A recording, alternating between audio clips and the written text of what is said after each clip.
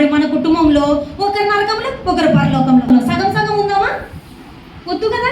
మరి దేవుని సన్నిధిలో కుటుంబం అంతా కనబడుకుంటే దేవునితో కలిసి ఎలా కుటుంబంతో ఉంటాం?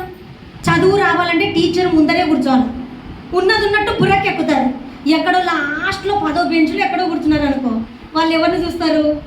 వాళ్ళ ముందుండండి. అక్కడ టీచర్ కాన్సన్ట్రేషన్ ఉండదు, ముందు బెంచ్ ఉండడు. అమ్మో టీచర్ ఉంది ముందరనే స్టిక్ తీసుకొని ఒకటి వేస్తుంది, ఎట్లా ఇక్కడే ఉన్నా నేను అంటే కనీసం భయంతోనైనా నేర్చుకుంటాడు చదువు. అట్లనే దేవుని మాటలు కూడా ఎక్కడో లాస్ట్లో కూర్చుంటే బుర్రకెక్కుతాయా? భయంతో వింటారా? వినకుంటే ఎట్లా గుర్తుంటాయి? దేవుని సన్నిధిలో దేవుని మాటలు వినడానికి మనం కుటుంబంతో ఆశ తీర వస్తున్నామా?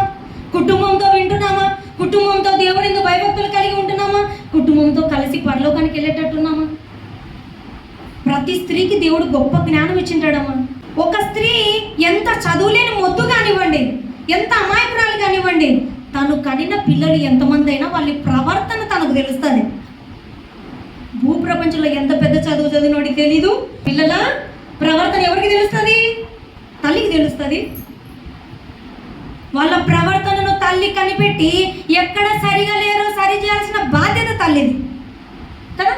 వాళ్ళకి తెలీదు. సేవకులకి చూసిన వెంటనే వాళ్ళు గుర్తించలేకపోవచ్చు కదా. అదే తల్లి అయితే ఉదయం లేచింది మొదలు వాళ్ళ పెద్ద ఎంతవరకు చూస్తూనే ఉంటాం.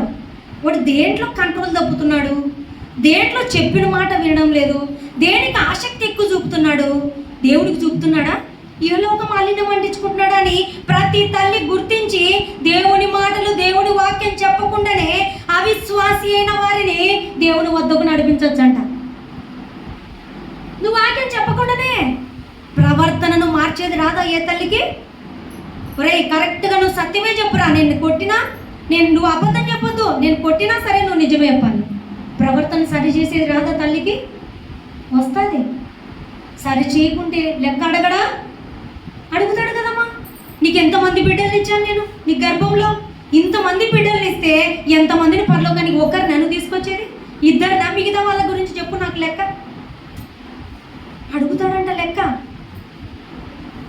ప్రతి స్త్రీకి తన కుటుంబాన్ని కట్టుకునేటువంటి జ్ఞానం ఉన్నా నిష్ప్రయోజనంగా చేసుకుంటున్నారు. ఏదో కూడబెట్టాలని నా కొడుకు అనుకుంటున్నారు, గొప్పింటి సంబంధం చేయాలని నా కూతురికి అనుకుంటున్నారు. కానీ నా కూతురు దేవుని భయభక్తుల్లో ఉందా చూసుకోరంట. నా కొడుకు దేవుడికి ఇష్టమైన కుమారుడిగా ఉన్నాడా చూసుకోరంట. ఎంతసేపు నా కొడుకు నా భర్త తర్వాత నా కొడుకు సంపాదించాలి, ఇక్కడ అన్ని సంపాదిస్తాడు, అక్కడ పోగొట్టుకుంటాడు.